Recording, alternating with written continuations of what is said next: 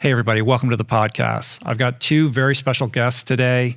My friend Byron Davis joins the show. He is a former USA Swimming national team member, an incredible human being, and he's joined by Phil Allen Jr., who is a pastor. He's a poet. He's a filmmaker. He's a Ph.D. candidate. Super interesting guy. And today we're going to talk about all things Black Lives Matter. It's a super powerful, potent conversation. Hope you guys enjoy it. So without further ado, this is me, Byron, and Phil. Enjoy.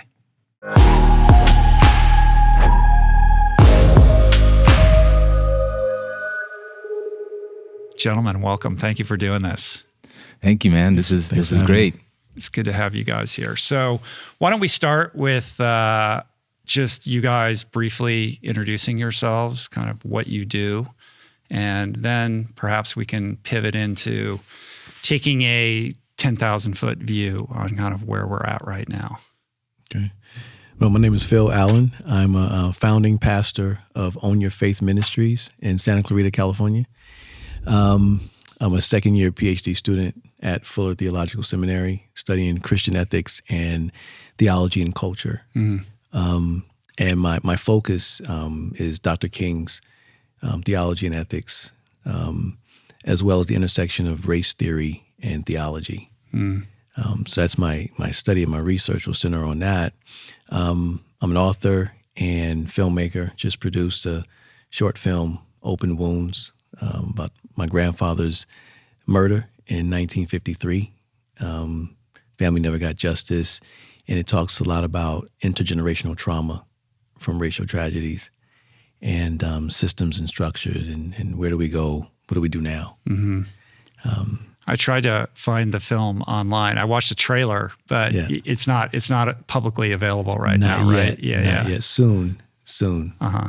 Yeah. But I know the producer, so I can get you a link. All right, man. That's the deal.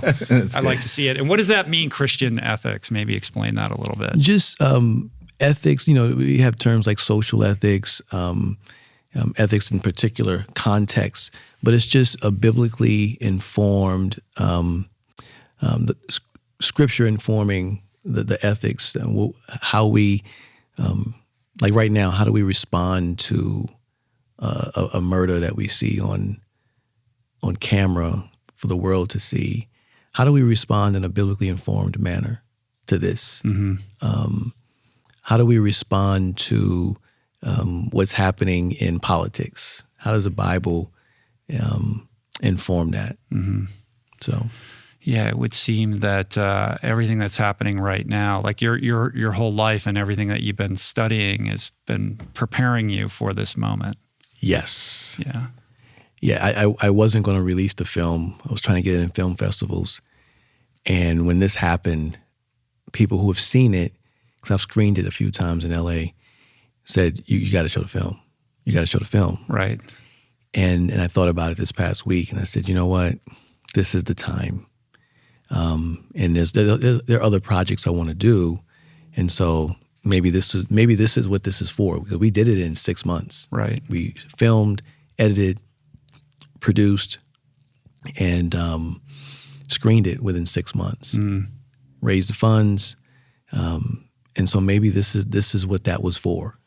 Yeah, I support that. I mean, I think you could take it to a bunch of film festivals, which now are all on hold or don't exist anymore, for a couple small audiences, or you could release it publicly and attract a wide amount of attention to the issue. I mean, essentially, the film is about your grandfather, who was, without mincing words, lynched, right? Yes. And kind of getting to the bottom of what happened and how that, played out and was covered up. Yes. And how it affected my grandmother 60 years later. Mm-hmm. The trauma was still there. She couldn't talk about it. And then how it affected my father when he found out that his father was killed by a man that lived a few doors down from them. Mm-hmm. And it changed his life. And so that was the man who raised me, or who was my father. Right. So therefore, there's going to be some things going on in my life that I'm dealing with because of what's been passed on to me. And I had no idea the root of it. Yeah. And so I started to do this research, and I realized where the pain, my grandmother's pain was, like why she was the way she was, right? Why my father was the way he was. And it actually led to having more compassion for my dad when I first found out, because we didn't have a good relationship. And there was a lot of forgiveness that needed to happen on my part. Because of the trauma that he experienced that got passed down and wasn't ever fully processed or communicated to you in a way where you guys could get past it. Yeah, my father, we had a conversation a few years ago where he was healing or grieving his mother and my uncle, his brother's death, which were like 7 months apart. And I asked him, do you think you are grieving your father's death too? He said, well, I never knew my father. I was 2 when he died. He was 2, right. And I said, that's my point. Because, domestic violence, I grew up in domestic violence. I saw it for the first 15 years of my life.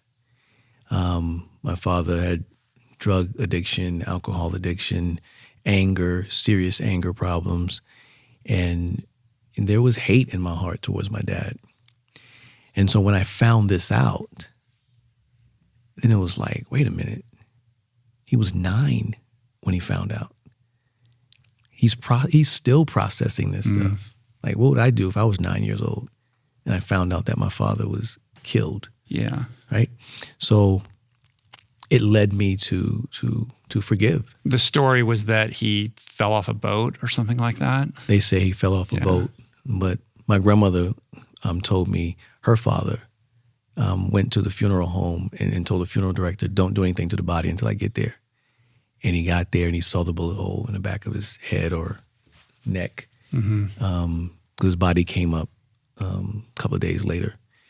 And so they know it was murder. And then I recently found out the man who shot him confessed it before he passed away. Someone knew him and he was in his later years and he had confessed it. I guess he felt he could trust that person. Right. And he confessed it, but he's no longer here. So right. Yeah. Yeah. So it's a justice that could never be redressed. Absolutely. And what does that do to a young man at age 9 when he finds out, and how does he carry that throughout his life and pass it along? Yep. Yeah. Well, I want to get into that a little bit more deeply, but Byron, I mean, we go way back. Yeah, we go way back. I'll be quick. Of course, you and Rich, you and I, you were at Stanford. I was UCLA swimming, and I'm a former athlete turned speaker, consultant. Phil and I became good friends and brothers when we were both on staff at a church called Shepherd Church out in Porter Ranch. But we've been connected for close to 15 years now, 15 years, and both he and I, didn't necessarily start out in this journey of becoming activists in this issue, but by nature of how he grew up, how I grew up, and even in the climate that we're in now, it just makes sense. And, I think part of our mission and our goal, our heart, is to elevate the conversation around race and around, superiority, around racism, and, just around people, groups of people in their silos, constantly pointing out, the wrong in other people and causing so much division that we don't get smart minds on all sides working together to actually address and deal and ultimately heal the problem. Right. He's so humble, man. You know what I mean? I mean, let's just like lay it out for people that are watching or listening. Like Byron's a legend. Like this guy was an incredible athlete. Yes. Were you the first African American to make the USA national team? No, there was one person right before him. Now I'm blanking, which is terrible. But yeah, I was one of the first. Right, and just 0.3 of a second separated you from becoming the first African American to make a USA Olympic team in swimming. I was there at Olympic trials. I watched that race because Mark Henderson was my teammate going way back. But I have, and we talked about this, and Byron was on the podcast in the very early days. I think it was episode 17, and we went through his whole life story. So I encourage everybody to go back and listen to that to get a full, picture of your life. But you had to overcome incredible obstacles to, not just become the athlete that you became, but to become the man, the father, and the husband that you are today. And I got nothing but, mad respect for, that journey that you went on. And you've always comported yourself with just tremendous grace and just composure through what I would imagine, was incredibly difficult at times. And the fact that you kind of just, didn't even mention any of those things. I just want to make sure that people really understood. Like I remember, we talked about this before, but I remember being at swim meets and seeing Byron on the deck, and he was just, the guy was like a Greek god. It was incredible, watching this guy perform. That's funny. And so I'm, honored to be your friend and to have you guys here today. So why don't I want to get your perspective on what's going on right now from like a 10,000 foot view. Like, how are you perceiving the current climate and series of events that we're seeing unfold like rapidly? Like everything is accelerating very quickly right now, but give me a sense of kind of where your head is at. The first thing that comes to mind is pain is manifesting itself, particularly from the Black community, because George Floyd represents a lineage of Black bodies that die senselessly. It just so happens there was a camera to capture it. And I don't know many African-American men particularly that don't have stories, whether it's police officers or civilians, where it could turn ugly. It could lead to something like that because you come across people that just want to flex authority or superiority. I've got those stories. Matter of fact, this last incident impacted me harder than the others. Because? Well, what's interesting is I realized on Thursday, just a few days ago, that my body responded when I saw the video, but my mind did not understand why this thing was so heavy until a few days ago. So when I saw it, there's this response here, that this traumatic response in my body, and my mind knew that this was heavy. I'm crying throughout the day. I can't write. I can't study and read. And then a few days ago, I realized this is why, because it took me back 19 years to my personal experience in New York, being pulled over, profiled, and it didn't lead to brutality or anything, but he was instigating me, the cop. He told me what he could do, and there was nothing I could do about it. And he stood in front of me and he stared at me. And I guarantee you, if he stood in front of me today, or if he was in a lineup, I could point him out 19 years later. So I never forgot that look. So when I saw the cop's eyes, that's what did it. Meaning like, I'm the one in control here. This evil and this hate. Like he was looking at me like he despised me. And he was just like, he was in my face right here, maybe not even this far away, and just staring at me. And I wouldn't bow my head. I just stared back at him. And when I saw the cop's eyes, it reminded me, it took me back. And I said, that's why this is so heavy for me. There was something just so brazen about it and casual. And there was an awareness that they were being filmed and it didn't seem to matter. And I think that is really chilling. Yes. And just to add, I think one, I am grateful that it was finally captured on video, because events up until this point, again, this isn't the first incident of police abuse and brutality that's been caught on video.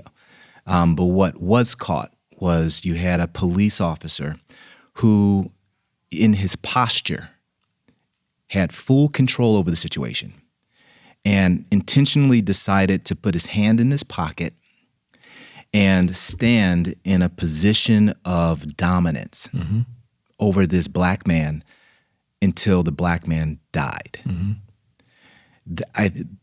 Capturing that with other officers standing witness of that, and one officer, timidly even suggesting, "Hey, I think we got this under control," and him like, "No, you're a rookie on the job. You go over there." That all was captured. And I think for the first time in this age of social media, more people actually saw that. Not a black kid running away and being shot, or brutally being beat up, and we come in halfway through the video we don't know the story and the narrative. Right. We were able to see that. I think that's, in addition to pain, I think it also evokes a lot of anger among the African-American community, because this is what we speak about behind closed doors all the way to the 21st century. I'll never forget, my son, right before he went off to college, he's a freshman at USC now, he and I, in his sophomore year, had the talk. And what's the talk? It's the talk that black men have with their black sons and nephews about how to engage and interact with the police if you're pulled over or anything of that nature. I actually had to have the talk with my son. That's gone on for, we can't even count. Right. Yeah. There is a palpable sense that this is an inflection point, and what allowed this moment to, capture the attention of the world in such a huge way, seems to be unclear. Like, it seems to be that it's the confluence of a bunch of these events happening in, serial fashion all of a sudden, compounded by, people being cloistered in their homes and jobs being stripped away. Like, there's a rawness right now to everybody that I think has contributed to this just being an extraordinary flashpoint for not just America, but the world. And I'm interested in whether you think that there is the possibility that this is going to be different. We've been here before. Right. We were here in Ferguson in 2014, and there was a sense that things were going to change, and they didn't really change. The world was paying attention very closely for a short period of time, and then it moved on. I'm sure in 1968, there was a sense that we were going to emerge into a post-race nation, and we've made progress, but we've fallen far short of that mark. So do you feel like we're now in a position to make the changes that are necessary to make, and what are those changes? I think we are. I'm skeptical, but I think we have the potential to make significant change. Like you said, we've been here multiple times before. That's one of the reasons why I'm a little skeptical. But if we don't make the mistake of just simply responding to the incident, the moment, like that's the only thing that we're responding to, and then once it dies down, we think everything is okay. Maybe justice is served, and the cops go to prison. And the family may get some money, and so justice is served, so now let's move on. I think this is a moment where, and I say this all the time to the white community, to be baptized, to be immersed in a culture, a history, perspectives that are not your own. So I'll teach a class, or I'll preach or have a workshop. And one of the things I hear, one of the most consistent things I hear is, I never knew that. Because I usually will do a survey of history to walk us, go back and bring us to this point so people can get context. And people are stunned because they never knew Emmett Till. They never knew about the extent of lynching. They never knew that veterans African-American veterans from the war, World War II, would come back, and many of them were lynched because now they're a threat. They have been empowered as soldiers, and they wanted equal, but they would be lynched or killed or beaten, what have you. And people just didn't know the extent of this. For whatever reason, they think it's just these particular isolated incidents.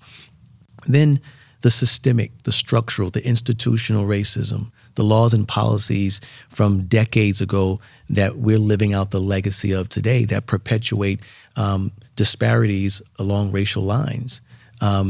Where it doesn't need to be an individual doing something. The laws and policies do them for you as a friend of mine. That is the definition of systemic, right? It doesn't matter. Like the narrative that gets spun is there is no systemic racism. I'm not racist. I don't have racist friends.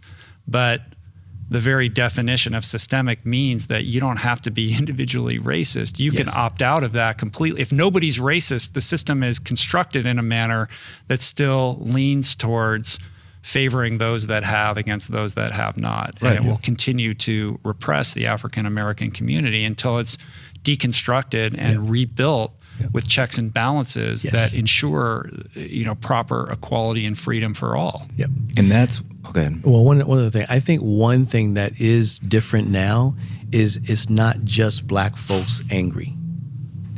Like when you go to these protests, like you said, you see everybody there. Now, my hope is that from this, that's why I use the term baptize. Now immerse yourself in understanding how we got here.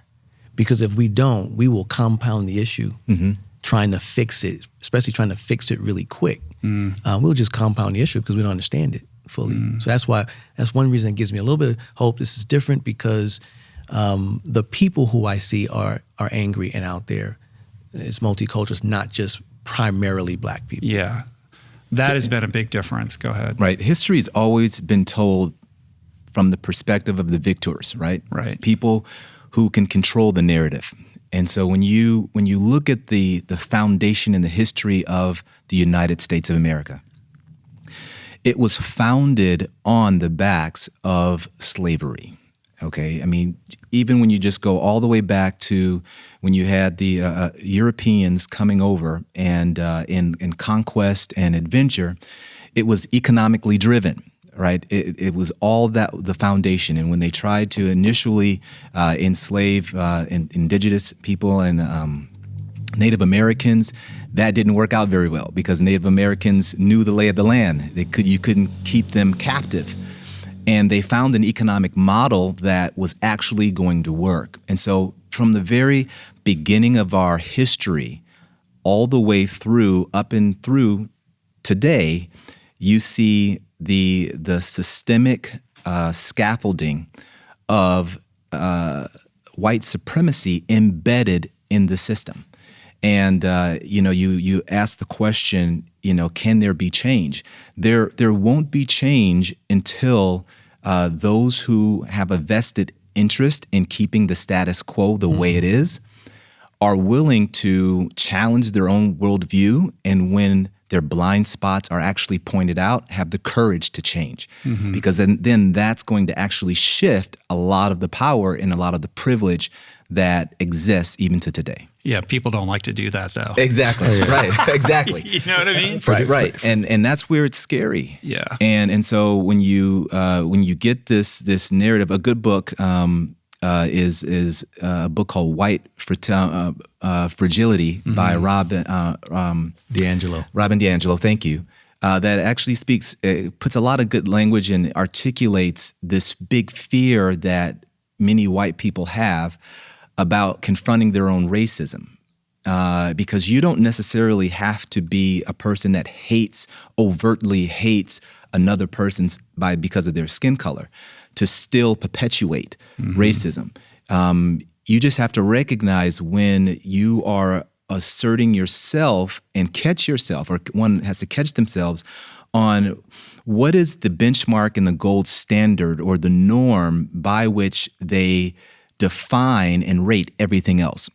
My daughter, for instance, when a white kid comes up to her, not meaning anything malicious, and tells her, "You look cute for a black girl," right? Right. It's it's this idea of, wait a minute, I'm comparing her beauty to a standard that I'm not even aware that I'm even comparing. So when did you see the legitimacy- video clip that was going around with the Australian newscaster who was interviewing the twin women who I think they were twins, and they came from a mixed race parents, and one looked very white and one looked very black, and the newscaster was complimenting the white looking twin. And saying, good on you that you got the one. It was just like, right. That is prevalent, and that's baked into every facet of our system. I can only speak to my own experience as a white privileged male, and I can tell you that I've had to do my own soul searching to look for where I've.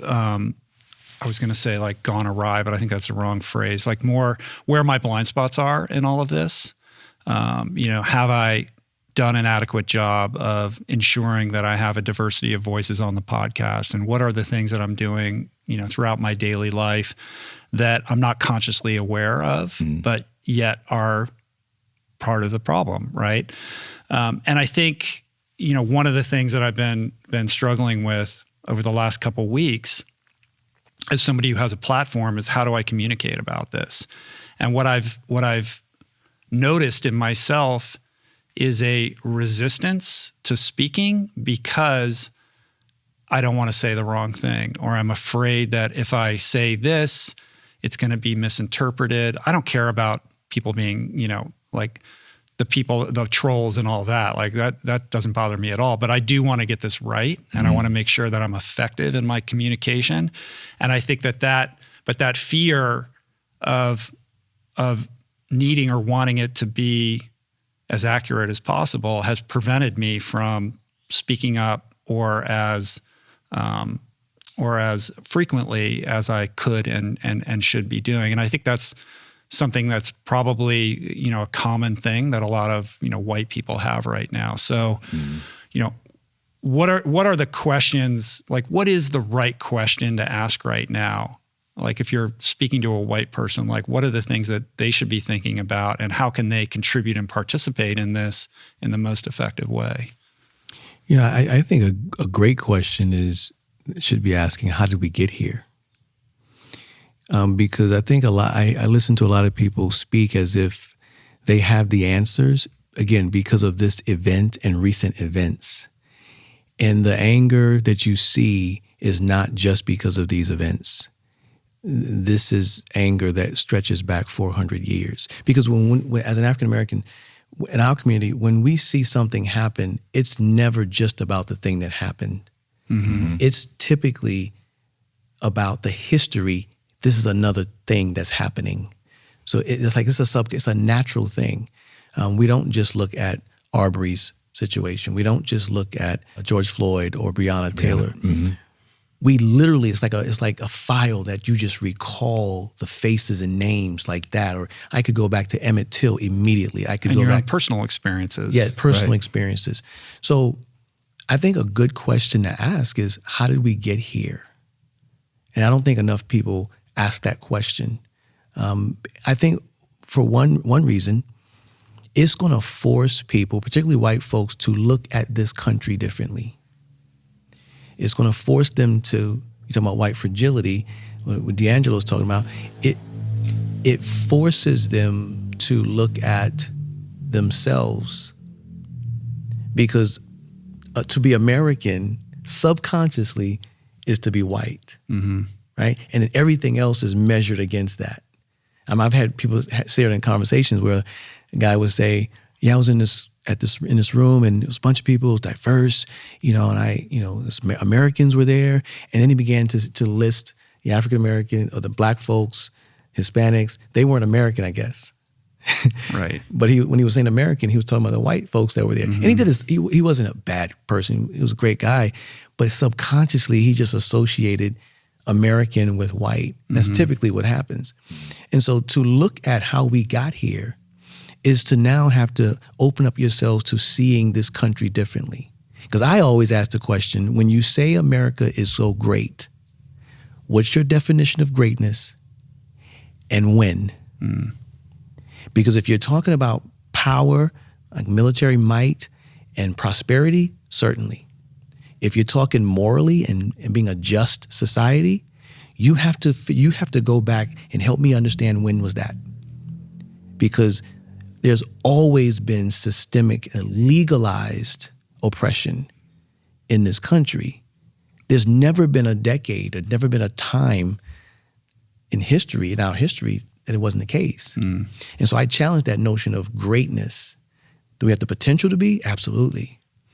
And so I think, how do we get here is a great question to ask. And in addition to that, also, I think people have to, this is a time of courage, a time of intestinal fortitude where white people also have to confront their ignorance. When we don't know and that's exposed, that's vulnerable. And it doesn't, I mean, this goes beyond race. This is just human nature, right? Human condition. If we're not something, if we don't know something, and our current idea or point of view or answer that we thought was true is shown not to be by just based on evidence, that's a very vulnerable position to be in. Okay, no one likes their ignorance exposed. But if you look at that, even that term ignorance from just the sheer educational definition, ignorance is the beginning of enlightenment. It's learning. You can't learn until you confront and wrestle through your ignorance, right? That's the foundation or that's the fundamentals of learning.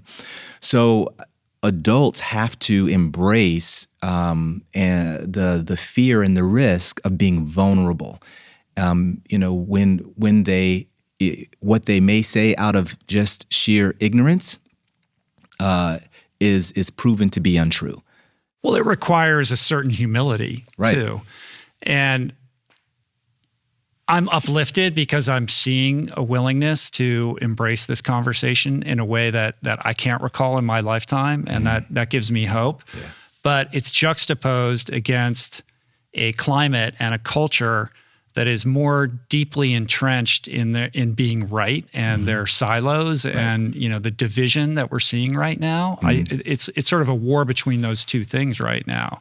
Social media fomenting this division across America where people just want to yell at each other and no one is taking a pause to actually listen and take stock and perform a little bit of, forensic self-analysis. That's it. But I think these events have led us to a point where we are seeing a certain portion of the population doing that. I'm attempting to do that here today. And I think that's really the only path to healing and to really reconstructing society around more equitable lines. I mean, Rich, I think you're totally right. You hit the nail on the head. You have to be willing to have those kind of conversations. When you can get, when intelligent people are stuck in their silos and their echo chambers, and spend more energy trying to defend their position than admit that this is a multifaceted, complex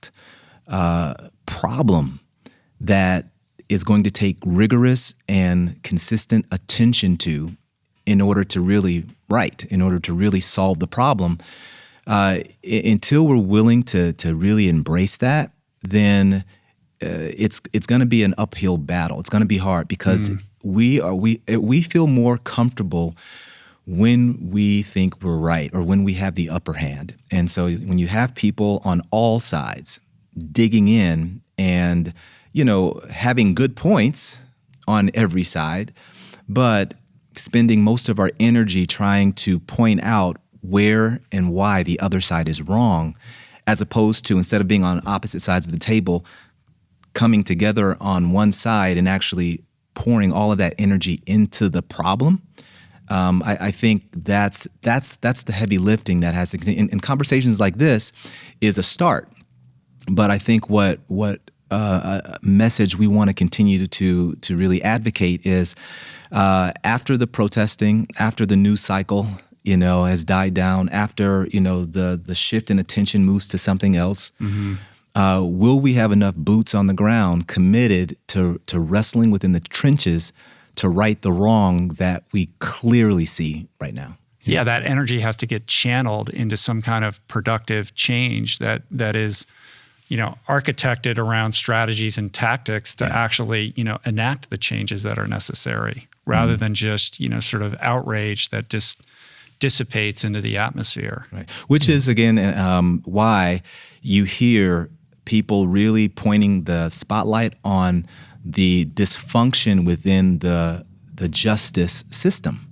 And you get a lot of people on one side saying, those are just bad apple cops, and deflecting the attention on, no, this is just, if we look at it in terms of a virus, this is just a flare-up of something that, is still alive on the inside. And what we're seeing is just a flare-up happening. But if we just deal with the surface, issue and not deal with the root cause on the inside, it's just going to be a matter of time before this little thing heals. But in months, weeks, years, another flare-up happens. So we definitely have to take this opportunity to now do some deep dive surgery into the systemic issues that allow this thing to exist. Yeah, I think listening to you, Byron, I think one of the things to look at is the power dynamics. When you come to the table, and we're talking about division, and each side, everyone wants to be right. When you come to the table, you have to relinquish power because it has to be a compromise. Well, as an African American man, I come to the table. I'm already behind. I'm marginalized already. I don't want to let go of power. Whatever power I do have, I need to have that, one, to protect myself at this table, to speak up for myself, because I don't have much. When a white person comes to the table, they're used to having power, not as an individual necessarily, but representing the group that's in power.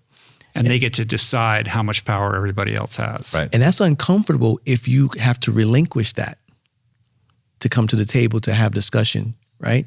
So it's uncomfortable for both sides. It's a power struggle, right? Mm-hmm. And so I don't know how you self-police that. I don't know how you hold each other accountable.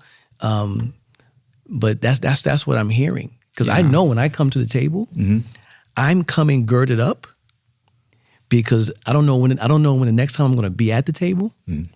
I don't know what decisions are going to be made that's going to affect my life. So I have to come with my power, my agency. Yeah.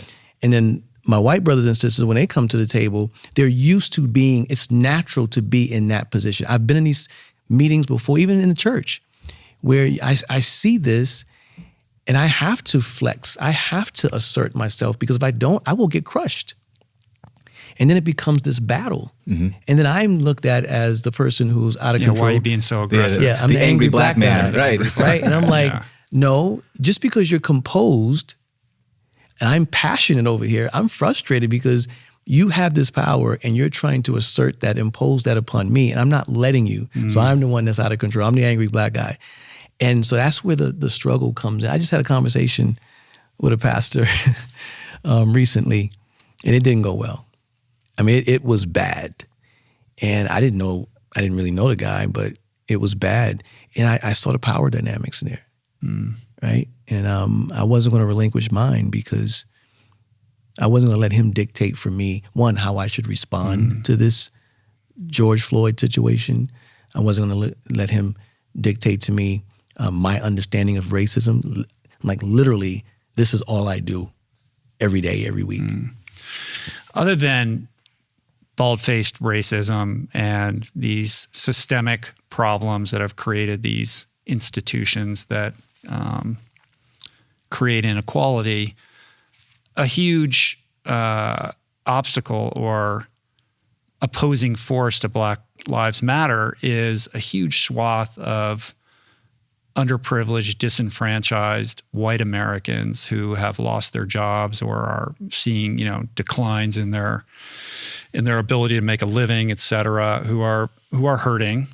And it seems to me that that's the most activated group of people who, because they feel like they're not being heard, right? So their natural inclination is to voice their, anger in an unproductive way by opposing this movement.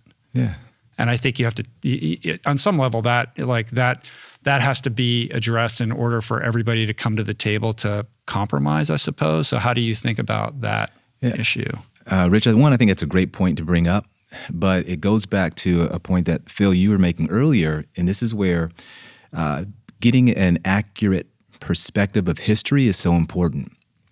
When you look back on even after slavery was over, and blacks were able to, in especially different pockets, go out and actually start making a living. They got their own land, started opening up their own businesses, actually started thriving. I mean, underneath military, protection at that point, support, but they were actually thriving and starting to grow. Well, one of the sectors that really began to feel the brunt of this new shift in opportunity and power was the lower class white community, of which the Ku Klux Klan was birthed and born. Because even back then, they started seeing and feeling and interpreting their lack was coming from these black people who were taking their jobs. Right, like a zero-sum game. Like a zero-sum game. Black empowerment and advancement was at the cost of their own empowerment. Exactly. X's and O's, or binary, this whole binary relationship. And that's not true. And you continue to see that throughout history, and not just with the African American community. We can talk about the Asian community and the railroad, transatlantic railroad that was built, and how there was a huge skift on employing Asian workers to build the railroad. And by the time the railroad met in the middle of America, you look at the picture of the two sides joining and the big picture of all these men. They were all white faces. The Asian community who actually built that from the Pacific all the way to the Midwest, no sign that they were even involved in this whole process. Because all the way through, you had disenfranchised whites attacking people who thought were taking their opportunity away. So you're definitely right. What's being felt now is again another symptom of a dysfunctional structure that has to be examined and looked at rigorously. It's not an easy answer. And on top of that, when you have, not getting too political with this, but when you have voices recognizing the divide and then throwing fuel on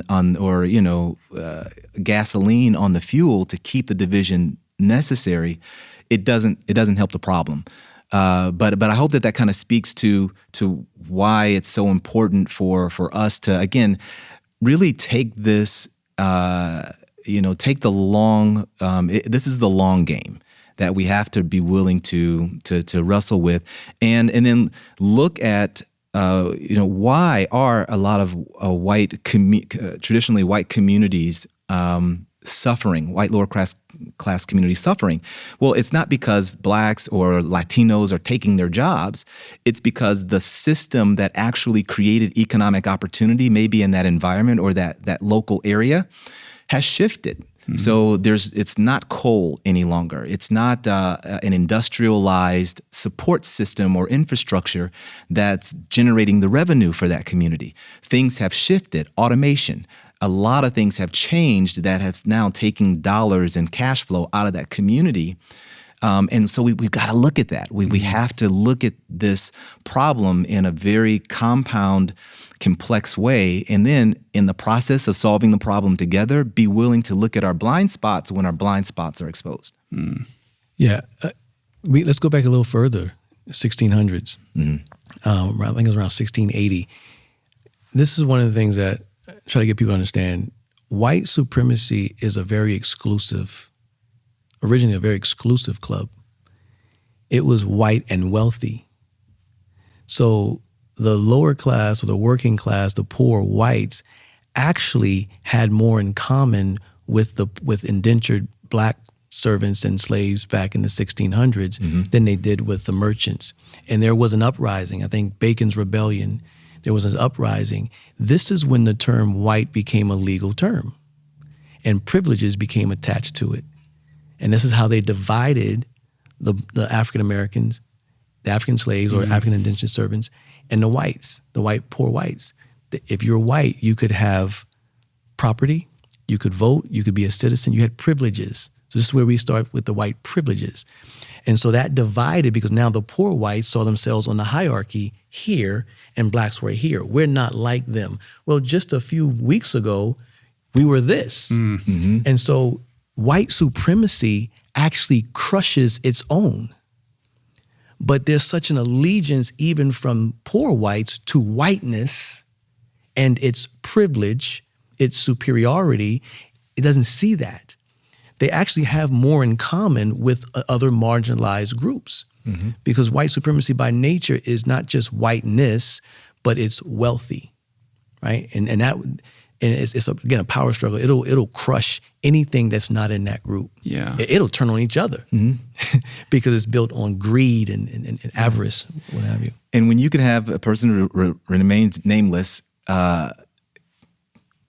position himself as the blue-collar billionaire. You can name him.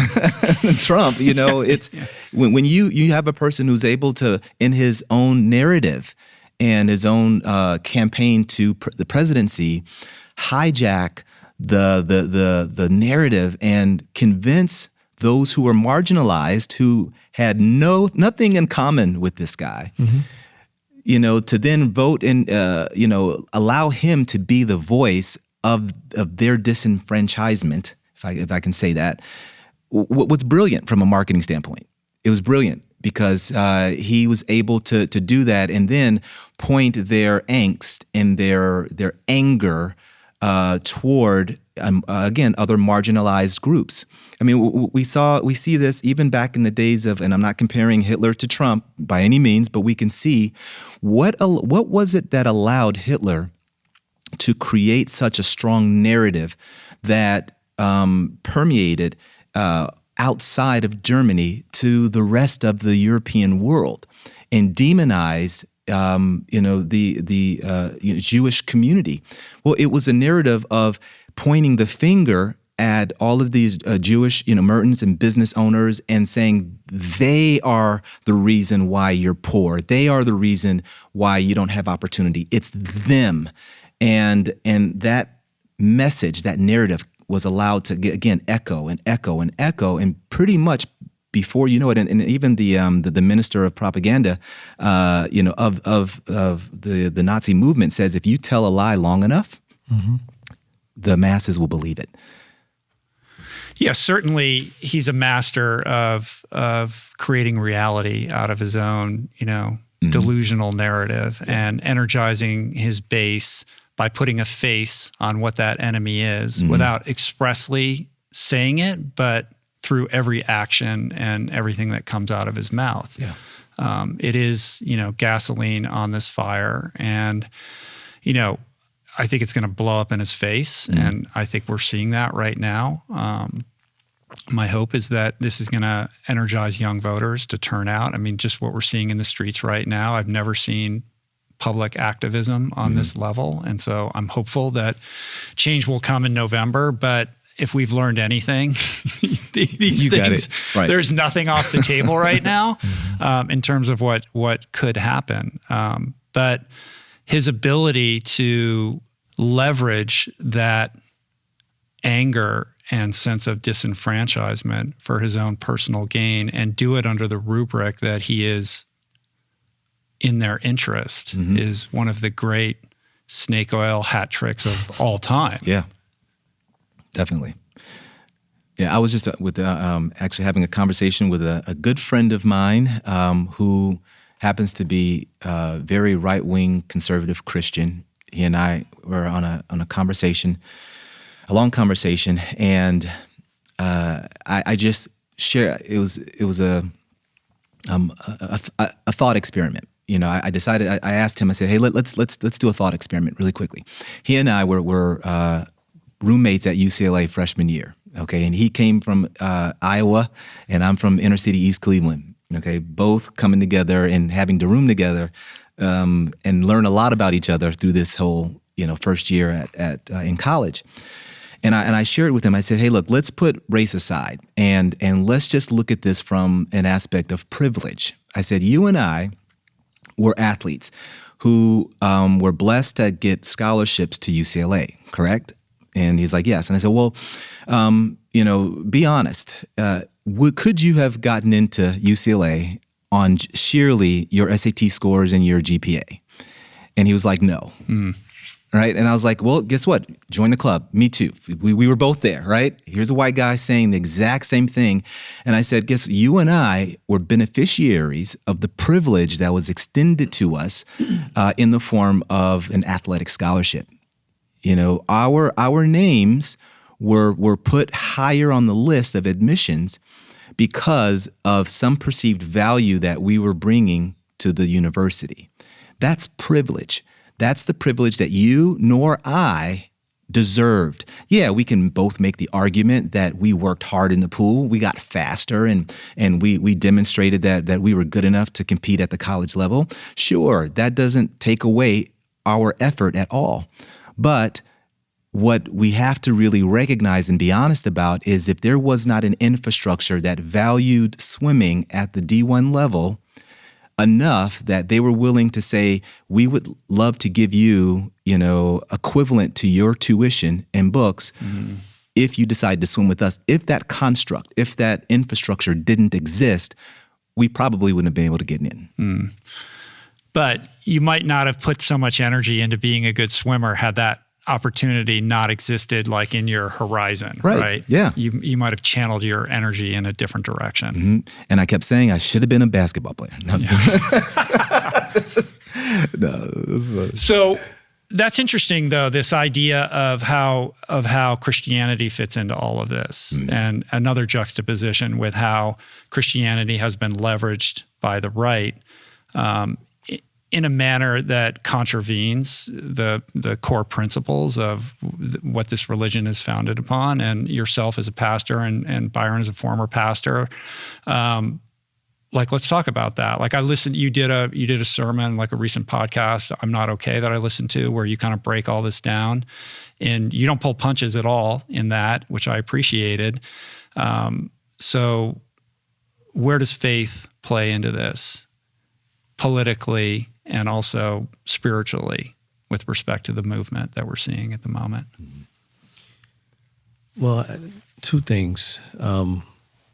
One, I think we have to be honest. We've been deceiving ourselves into thinking that we are practicing the Christianity that's in Scripture.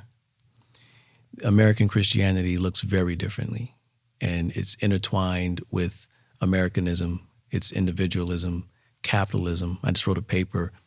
I think I'm going to turn it into a book one day, the neoliberal gospel.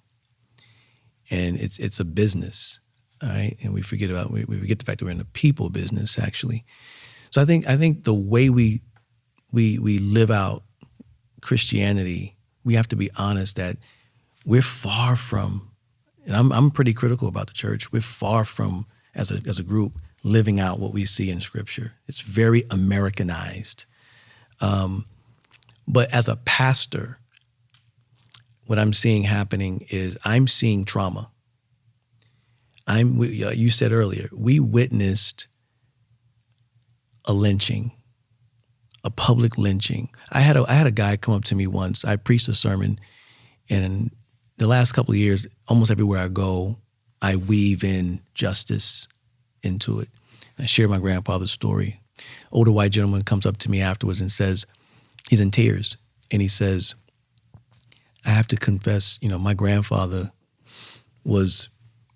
he has pictures in the house of him standing in a crowd, proudly smiling, and there's a lynched black body hanging behind him when he was younger, or maybe when he was adult, I don't know.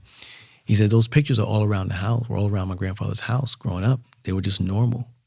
That's crazy. Yeah. Mm-hmm. Yeah. He's in tears and he's apologizing, but he doesn't know what to do with that.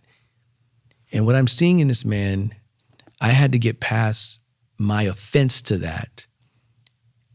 And it wasn't hard. I was in pastor mode, but this man was genuinely in tears, broken. What does a child seeing that, what does that do?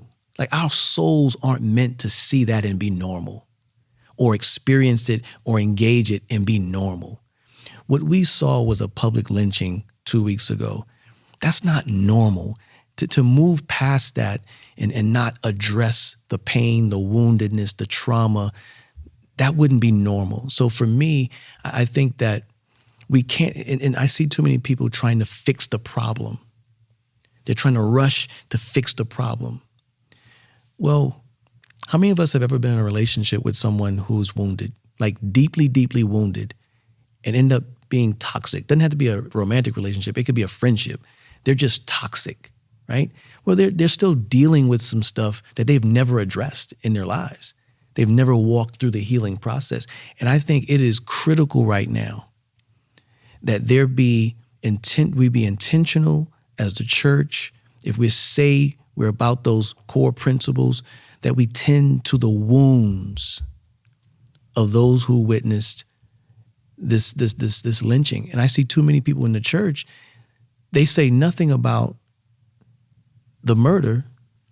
Their focus is on either the looting and the violence there, or their focus is on trying to, what's the word I want to look for? Trying to debate against this idea of systemic racism. Mm-hmm. And they weave that into politics. They politicize it. Yeah. They spend more energy there. And I'm detoxing my social media as we speak. I'm saying, keep posting so I'll know who to unfriend. Because I don't want that in my, Yeah. I'm detoxing, man. I'm like, you're not even open? Okay, I'm unfriend. Because I don't want that in my feed. Yeah. Right? Maybe I shouldn't unfriend. Maybe I should just unfollow, that they could still see my stuff. But I don't have to deal with their stuff. Right. Here's something too, just to continue to add. So what does the church do? Like Phil, I'm coming down pretty hard on the church, because if you just look at the life and teachings of Jesus, you can't be so gripped on your ideological and political beliefs, whether you're from the right or the left, to the point where you forget about what Scripture teaches you about how to engage and love your fellow man, your fellow brother and sister. The foundation, and the message of Jesus and his teachings is love. And if you can't start there at all, and I'm not just being like the kumbaya type of, we all get along. I love you. I don't see color. I'm not even talking about that. I hope you see color. I want you to see color. I want you to see the differences, because that's, I think, where the beauty is. What I think is important is, if you care more about your political posturing and positioning more than you do about being an example and a model, a vessel of the love that Jesus actually died for, then your religion, is deaf. It's mute. It's dead, because that's not what he lived and ultimately died for. So that's the voice, or that's my charge and encouragement to the Christian community is, hey, we're supposed to have the playbook to lead through this time right now, right? We're supposed to be the ones that people can actually look to see, how do you bring two people who have different ideas, totally different walks of life, and come together in a supernatural, miraculous way. The church should be leading the charge. Yeah. What are the moral and ethical guideposts, right, that are going to dictate how we navigate this landfield, right? And I love the example, the analogy of the wounded friend. It's like, if you think of a friend who's deeply wounded or has suffered tremendous trauma and use that as a stand-in for the African American community, how do you interact with that person? Do you come to them and say, well, I'm going to fix you with these 3 things? I mean, we could talk about how we need to overhaul policing and police brutality. And there's, several steps that we can take towards redressing that. But that's not going to heal that wound overnight. You come to a wounded friend with compassion and with understanding and with patience, Right. Yep. not with a motivation to change or to fix, but to understand. To your point, I think about the story of the Samaritan man. The man's left on the side of the road to be beaten. Dr. King preaches on this, brilliant. The African American community, for the sake of this conversation, is the man left to die on the road.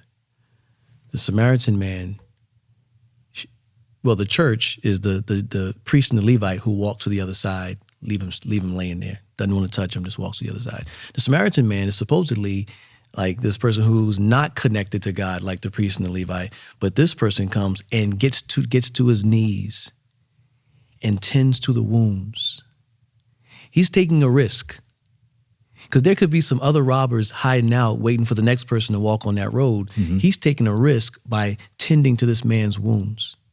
He takes this man and puts this man on his animal while he walks to the inn. So he's now sharing resources, and he's giving up access to those resources to a degree. He gets to the inn, he says, here's for his stay till he gets better, and then whatever, if he stays longer, charge it to me, I'll take care of it, because he has the resources. Now here's where we go. That should be the church's response for the tending to the wounds part. But then here's the church's other response, and Dr. King brings this out. We also should speak to the conditions that allow the road to be conducive for robbers to hide and beat people up in the first place. Because if we don't address that, tomorrow somebody's going to be back on that road. And robbers are going to be hiding out because the road is conducive for that, the curves and everything, right? If it was modern day, it would be something like we got to put lighting up on the road so it's not as dark. We got to have patrolmen coming so it scares the robbers. We have to do something to make the road safer for those who are traveling that road. Right. Otherwise, we're going to be back in this situation again. Yeah. An example of that comes to mind is what DeRay McKesson is doing with 8 Can't Wait. Are you familiar with this? Like how, he's got these steps and things that are, immediately actionable in terms of like changing how policing is done. Right. And he seems to be at the forefront of addressing that ever since Ferguson. Yeah, which I think is a beautiful step in, okay, here are some handles that you can actually implement, and we can hold you accountable in measures that are available to, okay, police departments, what do we do? Well, here are the 8 that you can actually look at. Look at how you train your officers. Look at the current rules and things that are currently in place that contribute to this type of abuse and power. Let's attack those things. Let's address those things. We don't want to put policemen in harm's way any more than they are currently. That's not the intent of reconstructing this whole thing. It's to look at which of these things are not working. I mean, if we were looking at a business, right? And a business decided to launch, a startup decides to launch. They create a software and all. What do they recognize inherently in the process? They have a minimum viable product that they know is not going to fly completely and perfectly when they release it to market, right? They release it knowing full well that when the system begins to be in contact with reality, bugs are going to show up. But they also, in addition to that, have a plan of rapid implementation, rapid ideation to improve the system. That's the type of mindset we need to have when we're talking about our judicial system, when we're talking about our policing system, is recognize that, hey, what you have in place, okay, it's a good start. You may have been well-intended in these rules and regulations and structures, but we see that the real world is showing where this stuff is dysfunctional.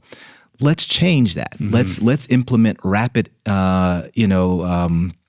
tooling to improve what's there And I think 8 Can't Wait is a great suggestion and a great step in doing that, because police departments who've already put that into effect, we're seeing positive benefits. We're seeing decrease in senseless police killings.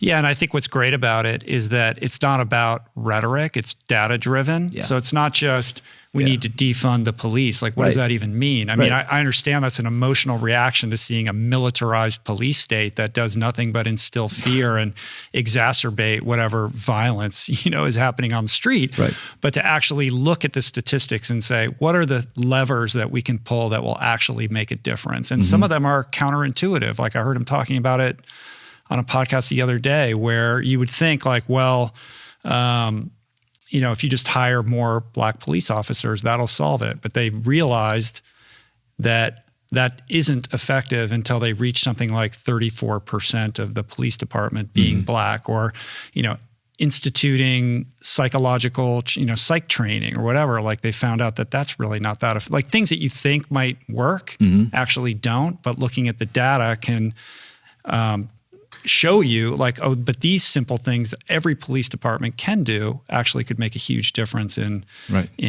reducing fatality rates and all of the abuse instances. Yeah. Is there any part of 8 Can't Wait that suggests those who are in power, those who are have the power to, I don't know who would it be, but captains and commissioners, because if they've already bought into the previous ideology that actually has been passed on since the 1800s, when policing was designed to patrol the slaves and protect the property of the wealthy, if that's been passed on. So if they've bought into that and that's who they are, we're asking them to buy into something that is foreign to them. So it's checks and balances on individuals and systems in which there is a systemic problem, right? These are good solutions, but you're speaking to the broader problem of dealing with the systemic aspect of it, and that goes to the psychology of the people that are administering these departments as well. Right. I was talking to another person, a police officer, and we were just talking about, this was actually a while back, and we were just talking about the emotional health of police officers going into and having their life be, every time they step out of the door, it's, depending on their beat, it isn't known whether or not they're going to come home. All right. So that's the reality they live in. And he and I, in our conversation, he was sharing, well, here are some things that I think we need to improve. And I thought it was really interesting. He said, number one, some of the systemic issues for police officers is, number one, good cops have to actually be supported and protected enough to call out bad cops. When you have a fraternity and a subculture within the precincts themselves, where a good cop doesn't feel safe in actually calling out and holding accountable a bad cop, that's dysfunction in the system that needs to change. Yeah. On top of that, you have to have a support system where, again, we're not even going to get into, the domestic violence of police officers, the drug and alcohol abuse that's systemic, and you see the divorce rate that you see from police officers. All of these things are, again, flare-up conditions that are coming as a result of a dysfunctional system. So I'm all for, and we support, police officers. So this rhetoric of, you got to be for the blue. If you're protesting, then you're not supporting our police officers. We got to get past that. Yeah. Let's look at the system in which these guys and gals have to work. And let's be honest about how can we go about helping them win. And this then also, in addition to what I've just listed, also includes their sense and their fear of African-American males.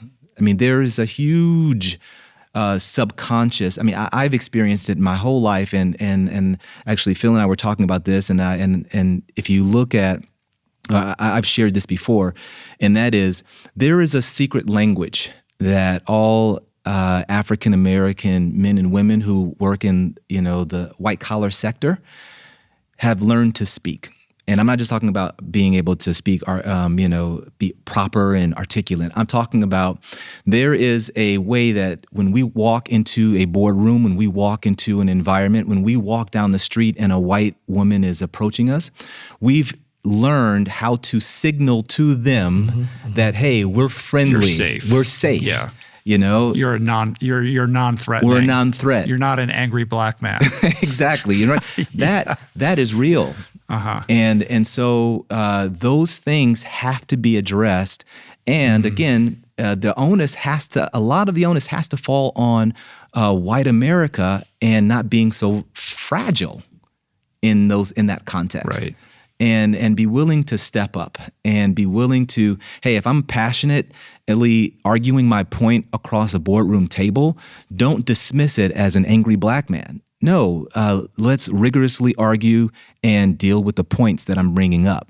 Because if my counterpart, who happens to be white, is just as adamant, just as committed in expressing their point of view on that particular issue, they're going to get a pass on that. You know, they're gonna probably walk away from the meeting. Wow, he was really, really, excited about, his idea. Passionate. He's passionate. Yeah. Right. Not angry. Yeah, that double standard. Right. It's exhausting. It's got to be exhausting, right? I was just saying. Yeah. Some days, I just don't care. When I'm going running and I have to think about when I see that white woman, she doesn't realize she has more power in the situation. Right. But I'm more nervous than she is. Yeah. Because if she says anything, she's going to get the benefit of the doubt. Yeah. And sometimes you're just tired. You just, when you work in a mega church, I'm not there now, but when you work in a mega church, it's like working in a big company. And it's the same thing. And it's you have to think about it. You have to consider it, and it's mentally draining. And some days you just don't care. Some days I want to be really, really passionate, and I just don't care what you think, But then you can't be like that all the time, so you got to monitor that. And it's those little microaggressions that, if we look at, you said 10,000 feet, let's look at where we are, going back to earlier. If you look at everything, the fatigue, the anger, it's about all of this of what we're talking about. It's about the microaggressions. It's about being in the workplace and my voice is muted by everyone else's voice is heard. It's about being in the grocery store or in a store and being surveilled, having the surveillance. We call it the white gaze. It's about like a hypervigilance everywhere you go. It's like walking into Starbucks and the guy over there just sitting, he's just staring at you, and you're like, okay, and you feel the eyes on you. Or the guy that almost hit me purposely coming out of Whole Foods a few months back, purposely, like he came within inches, did not slow down, didn't stop. Well, he slowed down, but he didn't stop. And he tried to make it seem like he knew I'd already cleared, but I'm inches away from your car. Right. And just those daily occurrences just getting put into the file cabinet, right, week after week after week. I think that what's so special and unique about right now is we're seeing every flavor and color of that kind of experience writ large on social media, because the most impactful, and you're a filmmaker, but the most impactful and powerful filmmaking that we're seeing right now is what's coming out of everybody's cell phone. Right. From the birder in Central Park with that woman and the encounter that they had, from the cops that knocked over that elderly white man in Buffalo, and then all the police officers that, resigned in their omerta to those guys being fired. And everything in between, from the good police officers who, took a knee or marched with the protesters, the bad behavior, the good behavior, and we're having conversations about it. Yeah. That can't be a bad thing. This boil is being lanced. It's out in the open right now, and we have this extraordinary opportunity to leverage the energy around this to actually do some good with lasting change. Yeah. It's interesting you brought that up with the cops taking the knee. It goes back to coming to the table and the relinquishing of power, where those who are protesting, it could be a young girl, It could be a small, petite woman that's fiery. She's holding on to whatever power she has. But that cop has to be willing to relinquish power. And he may get backlash that you're showing a sign of weakness. But you notice whenever they do that, it's usually peaceful. It's usually it's usually something that shifts the tenor of the protest, right? But that was him or whoever they are coming to the table at that moment and the willingness to relinquish some power and humble themselves and say, you know what, I get it. I'm still going to be a cop. I get it, but I'm going to kneel with you. And it's meeting them where they are. And they see, now they're no longer threatened by your power. And I think that's a perfect example of what I was talking about, coming to the table. If that can happen behind the scenes, when you're coming up with legislation or police reform or institutional reform in companies, corporations, if that can happen, then you'll see some significant change, right? And lasting change. Lasting change, but those power dynamics are at play. Yeah. And you also mentioned the example of the elderly gentleman being pushed over by the police officers. If you look at that tape, I think that's a great snapshot of the systemic dysfunction as well. Because there's the one guy who wanted to help them. Right. He was on duty and his orders were to march forward. He, in his humanity, recognized that what just happened. And in his humanity, wanted to stop to help him. But whoever was the commanding officer at that time or whoever literally physically said, no, you continue to march forward. That, I think, again, it tells a strong story of just how insidious, how complicated, yet how urgent the problem we're facing is. And we have to be willing to stop looking at the status quo or looking at our job as normal, as usual, and start, again, challenging what is not working and taking the time to figure out how can we do it better. My hope and my encouragement is I believe we can. I believe that we are intelligent enough and we are compassionate enough to actually make inroads and solve this thing. I truly do. But it's going to take courageous voices and a staying power that will allow us to eventually get escape velocity, one, get off the ground, and then two, escape velocity and fight through all of that natural resistance that we've been talking about this whole time, to the point where we get to an inflection point that then allows this thing to really take on a life of its own. We're nowhere near that yet. And so this gravitational pull is the area that we're in, and we have to just understand that and recognize we're in for a fight. So let's buckle up, let's lock arms, and let's stay committed. Yeah, I think it's going to require an appreciation of the incredible complexity of all of it too. When you were speaking there, I was thinking about the situation in Flint where the chief and the cops were marching with the protesters, and a distinguishing factor there, at least according to my understanding, is that the police officers live in the community there, whereas due to socioeconomic disparity, a lot of police officers can't afford to live in the communities in which they police, which creates a lack of connectivity to the people that they're supposed to be protecting and serving. Yeah. Right? So that's just another layer or issue that needs to be unpacked and addressed that goes, that's almost beyond, how do we solve economic disparity so that police officers can live in the same area where they're patrolling? These problems are huge, right? They're huge, huge. And I like what Phil has a program. I call them the 4 L's. I want to speak to that a little bit more. And you talk about, okay, what do we do now? The 8 Can't Wait, I think, is a great start. Right, but, which I think is a subset of Campaign Zero. Campaign Zero, exactly. Great website, and there's some other, I can't think of it right now, but resources. But those are 2 great resources that I think people can go to and look at, okay, what can I do now where I'm at? Because a lot of people feel defenseless. A lot of people feel hopeless and don't feel like their voice counts or what they do would actually matter, and that's not the case.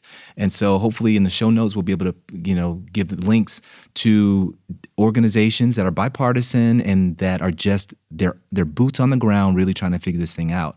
I think would be important. But Phil, can you speak to just the 4 L's that kind of helps people walk through this process?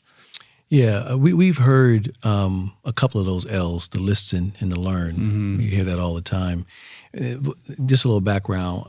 We were watching a film in class 4 years ago, MLK class, and they showed Emmett Till.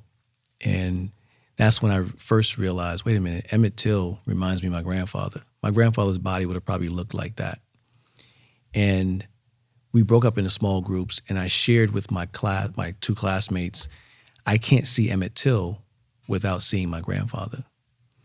And it kind of shocked them. So they were intently listening to me. They were in a context where they were learning from a Korean MLK scholar, Hak Jun Lee, about an African-American pastor, scholar, theologian, MLK. So they were listening and learning. That was happening at the same time. They were learning from my story, but they were learning theology and ethics, Christian theology and ethics about Dr. King from a Korean man, from people of color. But what shocked me, what had never happened before, I'd never seen this, was when they began to cry. I'd never seen a white person moved or feel for mine or my people's pain as it relates to racism. They were in tears, to the point where one kid said, as you see your grandfather in Emmett Till, I see my grandfather in the men who killed him. Now that's huge, right? Mm. Then I shared with the whole class, not the whole class, but many people in the class began to just be in tears. Mm. And so I just wanted to document what I had experienced in that class that day. And I said, they were listening, they were learning, they lamented. And for me, in this journey to what do we do, that's the soul work that needs to happen. That makes up the soul work, but the inner work. Because we can jump into fixing stuff and compound the issue because we don't understand the issue. We don't understand the depth of the pain. We don't feel it. We're just in here trying to fix a problem that we think we can take care of real quick. Mm. Then it's the labor. And the reason why the lament part is so important, I don't know anybody who sustains something that causes change without passion, without a burden, without something in the gut that drives them, right?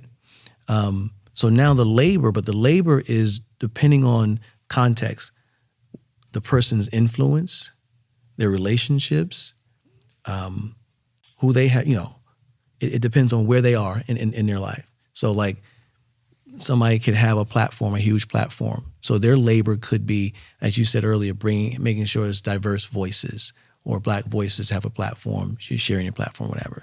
A teacher, like at my school, some of them are now forced to relearn some of their theological positions, perspectives. They're being challenged by people of color, the perspectives of color. So now they're having to diversify their reading lists and their curriculums. Schools are now having to bring in, change up the dynamics of their administration, their board of trustees. These are some things that need to happen, but those things won't be sustained without the inner work, the listening, learning, the lamenting. And so the labor part, it depends on context where you are. For somebody, it could mean joining an organization in your local community that is doing the work of social justice.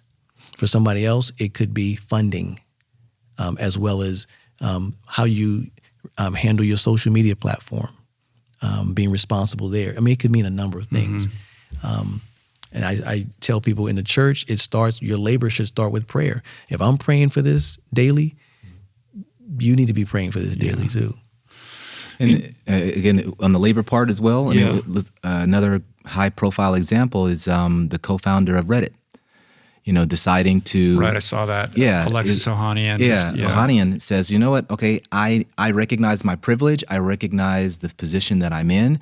I'm going to, again, he was more of a head of a chair role and things of that nature, but he's like, I am going to use this as an opportunity to remove myself and then strongly recommend that an African-American person be put in this place, not in some affirmative action type way, but recognizing that, hey, look, this is something that I'm going to be a part of the solution and not a part of the problem through my complicitness or my, because I don't know what I can do, decide to remain frozen and do nothing. Mm-hmm. He's like, I'm going to try this. I'm going to do this. And this is an example, but I'm also going to call out anyone else who is in a position where they can purposely and willfully render or give over to them the power that's necessary to right the ship faster. Mm-hmm. Those moves have to continue to take place as well. And again, this isn't about, giving Black people something that they don't deserve or unqualified for, because you hear that argument too. You hear that argument against affirmative action.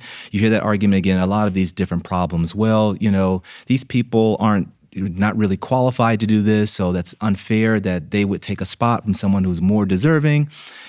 Not even getting into all of that. Well, the point that I really want to highlight is, no, there are enough qualified African Americans, and if you want to even broaden it out, other minority groups who are just as capable of excelling in that role. But if your networks aren't healthy enough so that when you go through the hiring process, most of those jobs in influential positions are done through network. Mm-hmm. It's the buddy system. All right. And then they kick the tires through HR, right? But the people have been hired. I mean, I've had that experience. We know that that's how it works. Until your network becomes diversified. And I used to challenge executives and pastors this. I said, if you're in a hiring position and there's a role that needs to be hired for, but it's an important role, what do you normally do? And they normally pick up the phone and they start calling their buddies. Yeah, who's right? good? Who's good? Who do you got? Who do you know? And then I say, well, the first 5 people you call, think about it. Think about the first 5 people in your Rolodex or your contacts list. Now, I get them to think about it, and then I say, all right, now, what color are they? If all 5 of those people who you would pick up the phone and call, their first 5 calls, all of them look like you, recognize that in that moment, you're still now perpetuating the problem, because you're only exhausting and exploring a network that's going to continue to produce the same thing. Instead, why not, in this time, actively begin to diversify your network? It could even start there.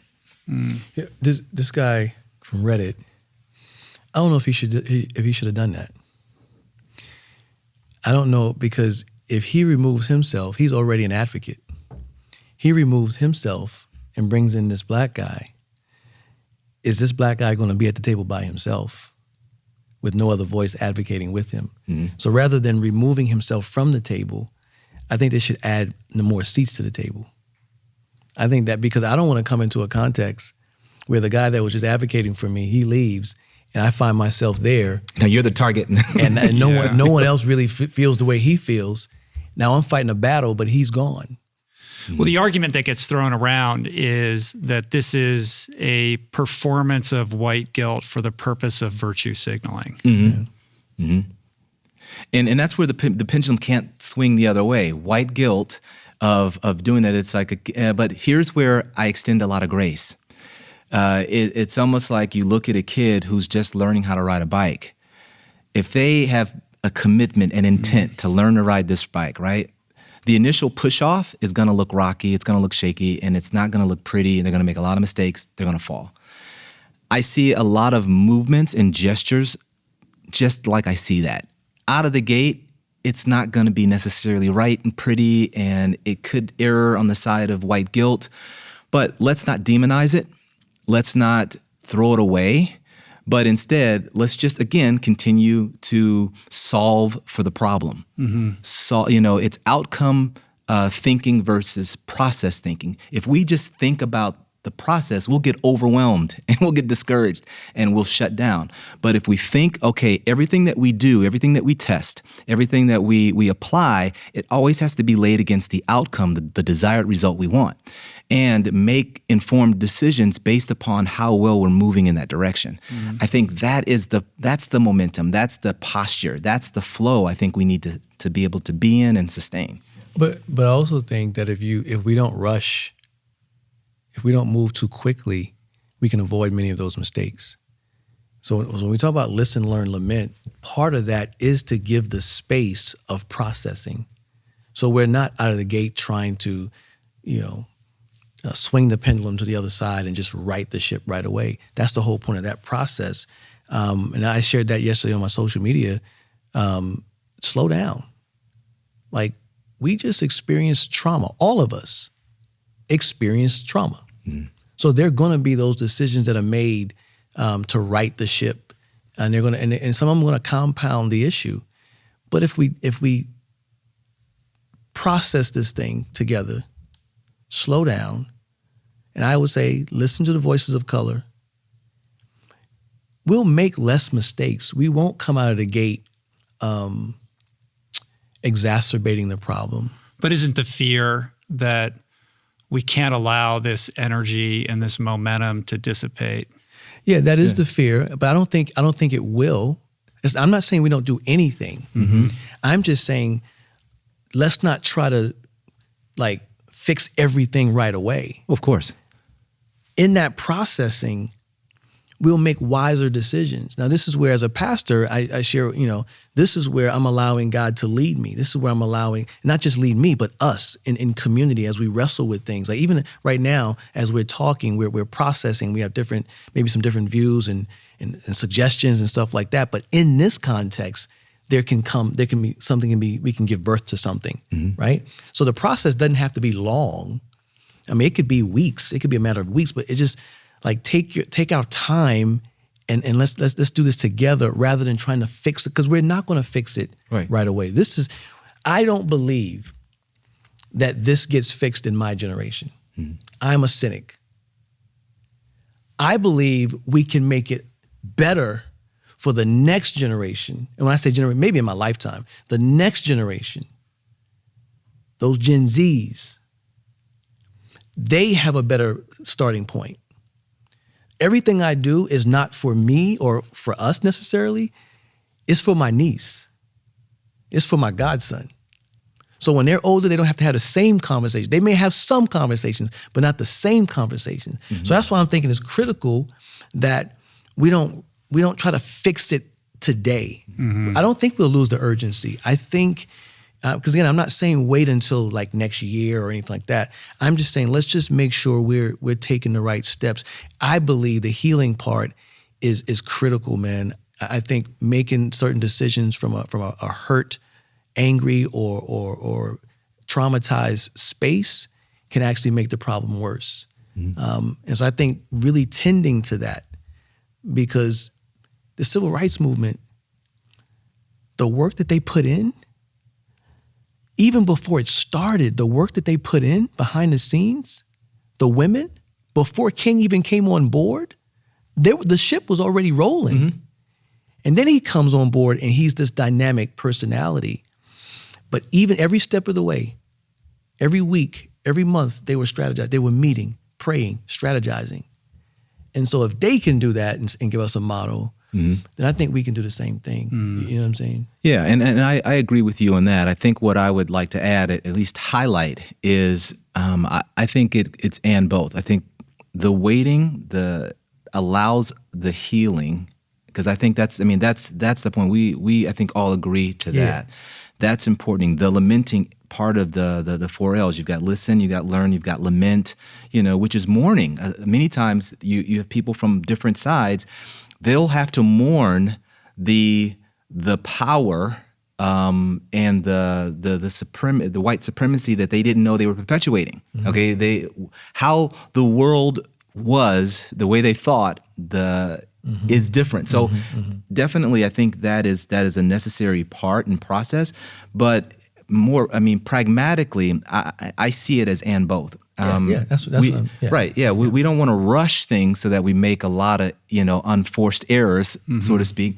But at the same time, I think we continue to move in ways, and if things happen and they make mistakes, let's not demonize. That's the point that I wanted to really highlight is, okay, if something happens and someone, we see this in administrations all the time.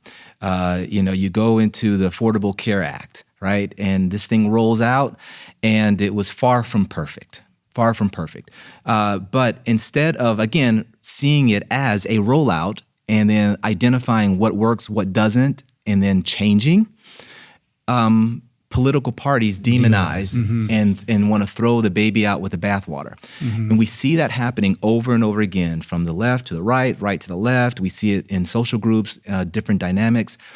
I just keep wanting to advocate that can't be our approach because, like you said, Rich, the problem is too complex for us to have lazy logic in this and be stuck in our silos so much that we spend more energy defending our point than solving the problem.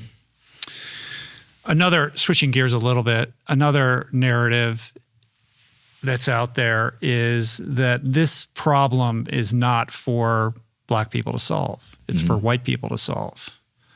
So what is the role of white America in redressing this, other than, you talked about the L's and we need to educate people. We need to appreciate the complexity of this. We need time to heal. We need, a longer conversation that isn't bifurcated around political lines. Like, how do the white people listening to this wrap their heads around how they can be a most productive member of this, movement? I think, I go back and forth because I believe that it's voices of color that need to lead because we feel it.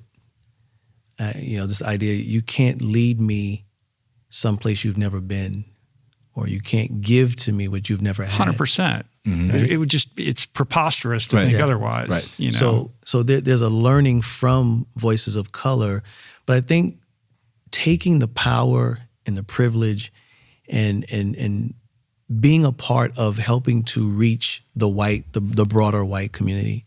I think right now that's whether it's in government, those congressmen and women using their positions to reach them, family members on the family level, reaching them, in corporations, reaching them. I think because we can't reach them. Our job, we can share, we can put pressure on, we can protest, we can do all these things. We can write books, but they're not going to listen to us necessarily.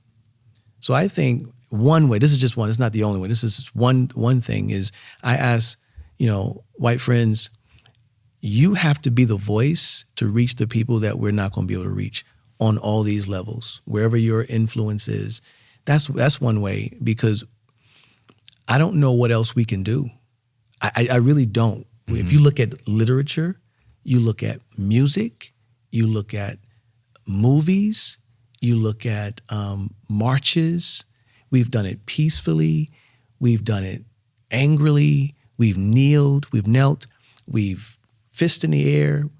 We've used our bodies in ways that's one of the primary resources we have, our bodies. We've done everything we know to do, and we're still here. Not just incidents, but a culture, right? I think it takes the white allies, or whatever word you want to use for that, to be the voices advocating in solidarity to the white community, because they're not going to listen to us necessarily. Not all, some will, but the masses won't listen to us. Yeah, to add to that, I think that's a great point. We talk about Dr. Martin Luther King during the Civil Rights Movement, and we forget about another voice that was even more demonized, but I think was as equally an integral part in advancing, was Malcom X, right? And even to this day, that name is still demonized, and a lot of people, when they hear that name, they're immediately, fearful because of what he stood for. But what what is less known about him, especially in the tail end of his movement and his platform, was he, saw and started to bring different nationalities and cultures together. And he shared something that I think is important, and it speaks to your question about what do white people do in this moment. And one thing he recognized is right now, of course, everybody's binging Netflix. There's a Netflix, or no, I think it's on HBO, but The Defiant Ones. It's a 4-part episode or series on the relationship between Dr. Dre and Jimmy Iovine, right? Two moguls in the hip hop or the music industry, and how they come together and how, they're taking over the world with Beats and Apple and all that stuff, right? Well, interesting, and the point that Malcom X really tried to highlight that I see illustrated in their relationship is at some point the Jimmy Iovine saw and recognized the talent and the ability of Dr. Dre. And it wasn't a posture of, let me reach back and down and pull this guy up. It was never that. What it was, wait a minute, I see and identify in Dr. Dre the same love and passion and raw talent and ability, even better than my own. And I'm going to actually use my to nurture and cultivate this guy. That whole relationship is powerful. We need more of that because here you had Jimmy Iovine, who was already on the in, who himself, came from modest backgrounds, but then at the height of his power, recognizing someone else and saying, let me mentor, and it wasn't, again, this back and down. It wasn't charity. He saw how he could make money with Dr. Dre, right? I mean, he saw that this guy was valuable, but this guy also needs a seat at the table and needs to be coached. Not in an exploitive way. Exactly. Is what you're saying. Right. Yeah. Not in a partnership way, and in a way that's loving too, because not to like spoiler, to spoil whoever wants to watch it, but you saw in the narrative of Dr. Dre's life many missteps that it's like, wow, he could have blown it up here. He could have blown it up here and here. He still had a guy who was like, look, I'm all in with you because I see the value. So extrapolating on that, the message that you're trying to convey, like distill that down to the point that relates to Malcom X. So the point that, thank you for actually helping me bring the point is Malcom X recognized the importance of white people in power, aligning themselves with black people and sharing the power. Right. And not doing it in a way that it's charity, not doing it in a way that it's what we're deeming as white guilt, but actually taking the time to recognize, seeing the humanity of another person and recognizing in the backdrop of inequality, I'm going to ride with this person, right, come hell or high water. Yeah, I got it. One of the differentiating factors between what's happening now and the civil rights movement of the late 1960s is that there is no Malcolm X or Martin Luther King. We don't have a singular voice to galvanize the movement around there. But at the same time, there's a lot of interesting voices out there right now. They're just more dispersed. It's not as centralized as before. And I found myself wondering, like, would it be better if there was one person that we're kind of pivoting around? I mean, that's doesn't seem to be the reality right now, but maybe one of the things we can kind of wind this conversation down with is, who are those interesting voices out there if people want to broaden their information silo to expose themselves to interesting people of color? I think of Ta-Nehisi Coates. Yeah, I just listened to him on Ezra Klein's podcast the other day. It was amazing. Yeah, I think he's a voice that has to be seriously considered and listened to. But I don't know if we'll ever really go back to that model. In our community, we say every time we have a leader, they kill him on some level. Yeah. I don't know why I'm. Yeah, no, that's not funny. It's laughing to the way release the pain. That's it. Right. It's sad but true. But either physically kill them or their character, their reputation, they'll find a way, and then that kills the whole movement because we've put everything around this one central voice. Yeah, that's a good point. And so when you have multiple voices, and I think it's important, if you have multiple voices, you have someone who has an expertise in this area, they can bring that to the table. You have someone over here who has an expertise in this area, and they can bring that to the table. I'm trying to think of, my whole library is just going through my head and everything's. If you can't think of anybody now, maybe you guys email me and I'll put it in the show notes. Yeah. Willie Jennings is phenomenal. He's a theologian. He's phenomenal. He has a book called The Christian Imagination. He has a controversial lecture. It's controversial if you just look at the title. It's called Can White People Be Saved? And he's not talking about white people in terms necessarily ethnicity, but he's talking about ideology, where we talk about white supremacy and people who subscribe to that even subconsciously. But he breaks down whiteness and its impact on the whole world, from colonialism to now. And he does it theologically. J. Cameron Carter is another theologian that's brilliant. He was at Duke. Now he's at Indiana University, I believe. So there are a number of voices, and many of them don't get as much airplay as they should. But these guys are brilliant. I think of who did I think I shared a name, a female, a woman. Angela Rye. I love Angela Rye. She's brilliant as well. Very outspoken and I'll send you. Yeah, okay. Yeah.